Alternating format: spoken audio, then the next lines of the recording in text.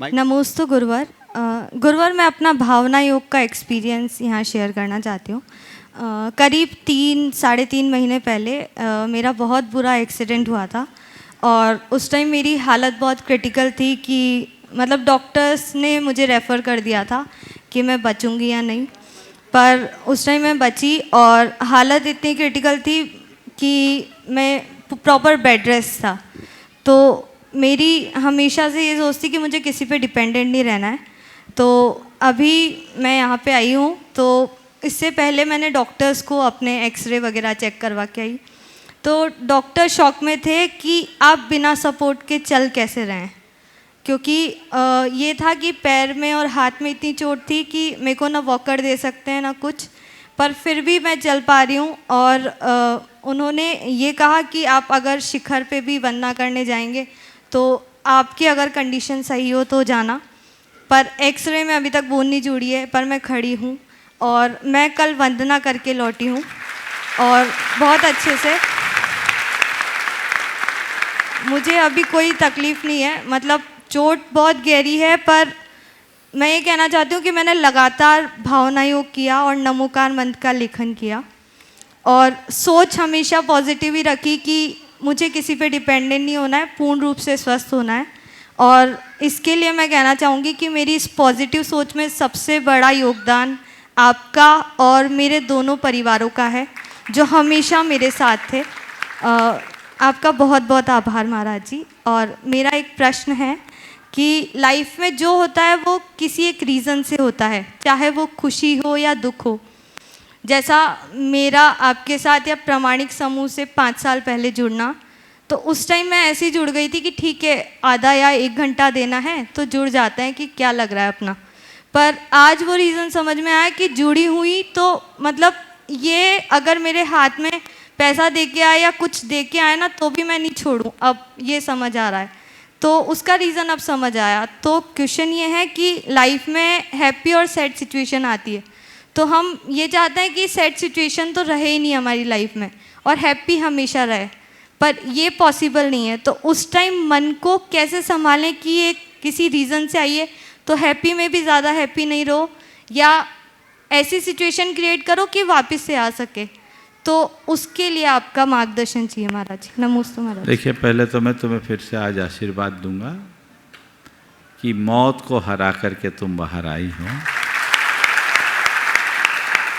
और इसमें भावना योग तो निमित्त बना ही, मूल तुम्हारा मनोबल रहा है, तुम्हारे अंदर की श्रद्धा रही।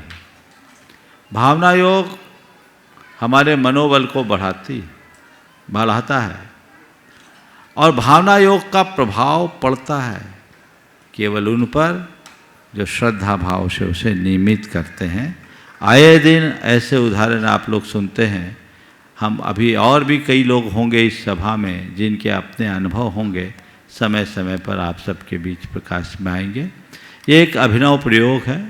अपने जीवन के किसी भी प्रकार के दुख संकट के निवारण के लिए आप इसका बहुत अच्छा प्रयोग कर सकते हैं।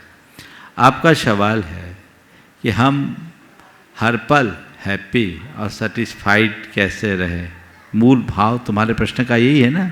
जी महाराज। बस एक ही बात है, हम अपने आप को हैप्पी रख सकते हैं, सेटिस्फाइड भी रख सकते हैं। केवल एक बात को आत्मसात कर ले, वो क्या है? सिस्टम को एक्सेप्ट कर ले। क्या बोला मैंने? सिस्टम को एक्सेप्ट कर। अभी तुम यहाँ खड़ी हो, हैप्पी हो कि नहीं? जी महाराज जी। है ना? हाँ। तो खड़ी होने के कारण हैप्पी हो? नहीं महाराज जी। सब लोग बैठे हैं, तुम खड़ी हो? नहीं महाराज जी। खड़ी होना कष्टकर भी है कि नहीं? नॉर्मली तो कष्टकर है। एक आध घंटे खड़े करा दिया जाए तो कष्ट लगेगा। जी महाराज। लेकिन अभी तुम्हारे उत्तर को मैं अगर लंबा दे दूं तो तुम लंबे समय तक भी खुशी खुशी रहोगे कि नहीं? जी महाराज। बल्कि तुम्हारी खुशी कुछ बढ़ भी जाएगी कि देखो महाराज ने मुझे कितना ज़्यादा कवरेज दिया है ना। क्यों?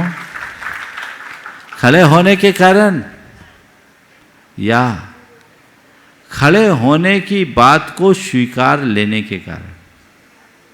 किस कारण? एक्सेप्ट करने। एक्सेप्ट किया ना। एक्सेप्ट क्यों किया? कि शंका समाधान का सिस्टम यही है कि जो सवाल करता है वो खड़े होकर पूछता है ना। तो तुमने इस सिस्टम को एक्सेप्ट, सिस्टम को स्वीकारा, इसलिए खड़े होने में भी तुम्हें कोई तकलीफ नहीं है बल्कि प्रसन्नता है। हाँ, अगर कोई तुम्हें दंड स्वरूप कहे कि तुम्हें 10 मिनट तक खड़े रहना, तो फिर क्या होगा? तकलीफ हो जाएगी ना। जी महाराज। तुम एक को खड़े करूं और बाकी सबको खड़े ना करूं, सबको बिठाल दूं, तो भी तकलीफ होगी। तो जो चीज़ सिस्टम के अंतर्गत है उस चीज़ को अगर हम सिस्टम को समझ लेते हैं तो हमें उस व्यवस्था को एक्सेप्ट करने में कोई कठिनाई नहीं होती क्या? तो बस ये संसार के पूरे सिस्टम को जानो और एक बात अपने हृदय में बिठाओ, सब कुछ केवल निमित्त नैमित्तिक संबंध है, संयोग है।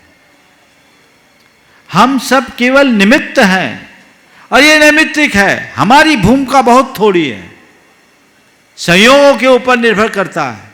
संयोग अनुकूल होते सब कुछ अनुकूल हो जाता है, संयोग प्रतिकूल होते सब कुछ प्रतिकूल होता है। इसलिए संयोगों के अनुकूल होने पर या प्रतिकूल होने पर मुझे दोनों को स्वीकार करना है। समझ गए?